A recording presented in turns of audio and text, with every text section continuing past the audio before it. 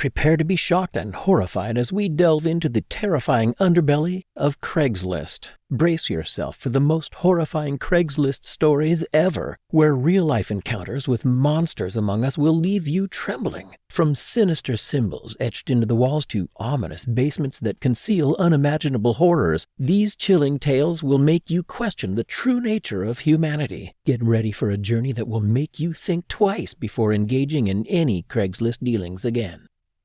As I've aged, I've come to understand that true monsters can exist among us humans. This realization struck me in 2021. Following a messy breakup with my boyfriend, I found myself needing a new place to live urgently, as I had been staying at his apartment. Desperate, I scoured the internet for available rentals and stumbled upon a decent apartment nearby on Craigslist. Contacted the owner, we arranged a meeting to tour the place. Upon arrival, the property seemed satisfactory, albeit located in a less desirable neighborhood with rent slightly stretching my budget. Given my circumstances, I couldn't afford to be overly selective. The owner, a friendly man in his late 50s who claimed to possess multiple properties in town, accompanied me inside the single rental property. However, the moment I stepped through the door, an uneasy feeling gripped me, a gut instinct signaling something was amiss. You know those instinctual sensations that raise alarm bells in your stomach? Well, mine were screaming, yet I didn't wish to appear impolite, and my need for shelter outweighed my reservations. The owner proudly showcased the kitchen, living room, and bedroom, which required some personal touch to make it livable. It was during this exploration that I noticed peculiar symbols discreetly etched into the wall corners. Initially, I dismissed them as remnants of the previous tenant's doodles, but soon realized their presence throughout the apartment. Intrigued, I confronted the owner about them. His dismissive laughter only fueled my concerns. Then he led me to the door that descended into the basement. The owner's enthusiasm reached its peak as he insisted that the basement was the property's crowning glory. As he opened the door, darkness and a putrid stench overwhelmed me, nearly causing me to retch. Instinctively, I tried to retreat, but he placed his hands on my lower back, coercing me toward the stairs, urging, "Come on, let me show you the best part." A malevolent presence emanated from the basement, an unsettling sensation that made me abandon all pretense of politeness. I concocted a hasty excuse about needing to use the bathroom and fled from the house in a rush. Glancing in the rearview mirror, I saw the owner fixated on me through the front window. Without hesitation, I contacted my father, a police officer in a neighboring town, and insisted he dispatch officers to the location immediately. The following day, the police discovered a horrifying scene. In a basement, they uncovered the remains of 3 women, aged 19 to 27. The investigation took a chilling turn when they discovered that the owner possessed multiple properties, each harboring more victims. His sinister method involved luring unsuspecting individuals, especially women, through Craigslist to visit his properties. The basement served as the site for his heinous crimes. This local individual has since earned the notorious moniker of the Craigslist Killer. I urge you all not to disregard your instincts. Had I ignored mine, I might not be here today recounting this harrowing tale. Trust your judgment, stay vigilant, and be aware of your surroundings. Let me share a strange incident from a few years ago. I was searching for a new couch on Craigslist to replace the one my dog had destroyed. I didn't want my friends to see my shabby furniture. After scrolling through listings, I found a great deal on a flawless blue couch from a pet-free home. Excited, I arranged to pick it up from the seller, an elderly lady named Betsy. She was pleasant and even gave me a discount. Loaded with my new couch, I was about to leave when Betsy tapped on my window. With a serious tone, she warned, "Strange things have been happening with that couch." Unsure if it was a sales tactic, I chuckled nervously and reassured her. Nonetheless, her words lingered as I drove away.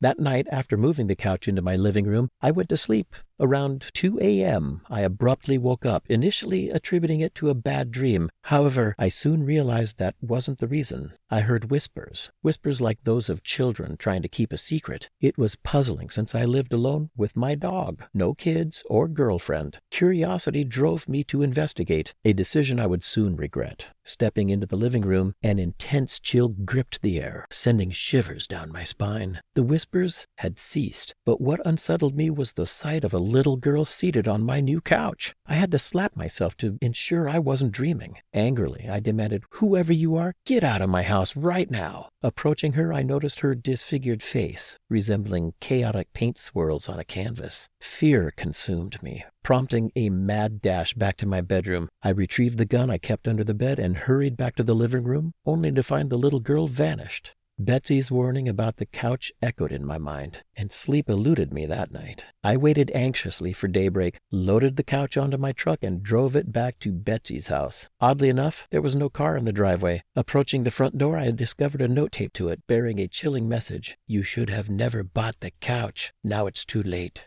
Curiosity overwhelmed me, and I glanced inside the house only to be petrified. Behind one of the front windows stood the same disfigured girl from the previous night, her empty eyes fixed on me. Fueled by terror, I hastily returned to my truck, dumped the couch in the driveway, and sped away without looking back. Since then, no more strange occurrences, but one thing remains certain: I'll never purchase anything from Craigslist again.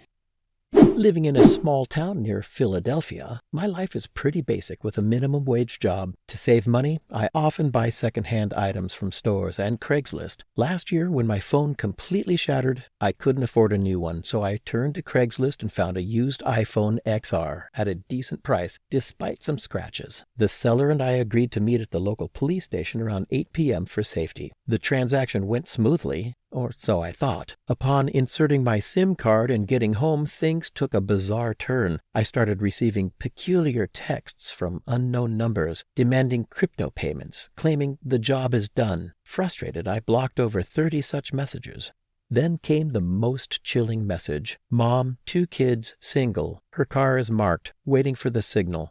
Attached were photos of a battered mom and her bound children. Bewildered, I had no clue why these messages were coming to me. I tried to reach out to the seller on Craigslist, but his account was deleted. Desperate, I rushed back to the police station sharing the disturbing messages. They confiscated my phone, revealing it to be connected to a human trafficking ring. The seller was likely involved. The unanswered question lingered: why would he sell me a potentially incriminating device? The police still have the phone, and no updates have been shared. Paranoia sets in as I notice a red truck and its occupant following me to work and to the gas stations. The fear grows exponentially. I noticed a peculiar mark on my car resembling a W with a cross in the center, the same mark on the mom's car in the messages I received. Does this imply that I'm being targeted? Despite having guns and a dog for protection, I'm genuinely terrified that this organization is now stalking me. I swear off buying anything from Craigslist ever again. Thank you for joining us on this chilling exploration of the darkest corners of Craigslist. If you want to stay informed and be the first to know about more spine-tingling stories, don't forget to subscribe to our channel. Hit that subscribe button and ring the notification bell so you never miss a hair-raising video. Share your thoughts and experiences in the comments below, and remember, stay safe out there. Until next time, stay vigilant and subscribe for more bone-chilling content.